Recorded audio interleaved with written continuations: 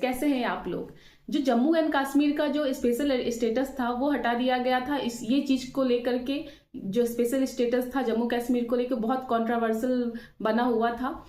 अब ये टाइम आ गया है कि कौन सा आर्टिकल यूज करके, कौन सा नियम लागू, कौन सा रूल रेगुलेशन फॉलो करके ये काम जो वहां का स्पेशल स्टेटस था वो हटाया गया था। अब ये समझने का टाइम आ गया है। तो अभी चल रहा है पार्ट 19, जिसमें आर्टिकल 361 से लेकर के आर्टिकल 367 तक है।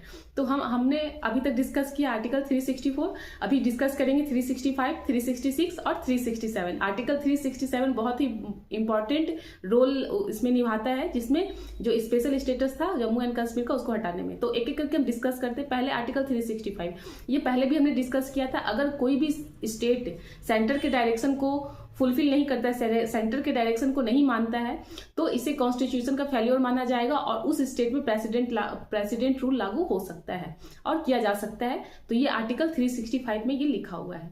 आर्टिकल 366 में कुछ टर्म का डेफिनेशन दिया हुआ है जिससे कॉन्स्टिट्यूशन को समझने में इजी हो, जैसे कि schedule caste, schedule tribe, tax क्या होता है, इनकम टैक्स और कोऑपरेटिव टैक्स, इस तरीके के टर्म को, बहुत सारे एग्रीकल्चर, ये सब टर्म को, हेल्थ, ये सब डेफिनेशन इस वाले आर्टिकल 366 में दिया हुआ है। अब आते हैं 367 में जम्मू कश्मीर से कैसे रिलेटेड है। आर्टिकल 367 में लिखा हुआ इंटरप्रिटेशन। कॉन्स्टिट्यूशन का जो इंटरप्रिटेशन है वो हम सब जानते हैं कि इंटरप्रेट कौन करता है, इसका व्याख्या का जो सोल पावर है वो किसके पास है, तो सुप्रीम कोर्ट के पास है कॉन्स्टिट्यूशन को व्याख्या करने का।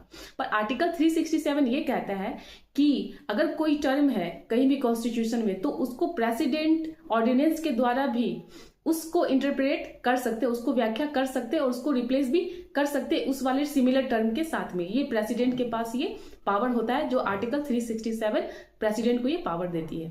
अब हम देखते हैं कि ये जम्मू एंड कश्मीर से कैसे रिलेटेड है।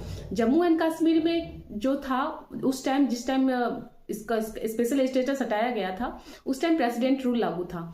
तो वो जो आर्टिकल 370 का जो 3 था उसमें लिखा हुआ था कॉन्स्टिट्यूशन असेंबली। तो कॉन्स्टिट्यूशन असेंबली को प्रेसिडेंट के ऑर्डिनेंस के द्वारा लेजिस्लेटिव असेंबली कहा गया। अब जब लेजिस्लेटिव असेंबली आ गया, वहां लिखा हुआ था, तो जो उसमें रूल रेगुलेशन बनाने का अधिकार पार्लियामेंट के पास चला जाता है और पार्लियामेंट अपना पावर समझते हुए 370 का जो स्पेशल स्टेटस था जम्मू कश्मीर का उसको हटा देती है। तो ये था नियम। आर्टिकल 367 कैसे उससे रिलेटेड है, जम्मू कश्मीर का स्पेशल स्टेटस थे। तो ये था पार्ट 19 जो अभी कंप्लीट होता है आर्टिकल 367 के साथ में। नेक्स्ट वीडियो में नेक्स्ट पार्ट देखेंगे। अगर आपको समझ में आता है, अच्छा लगता है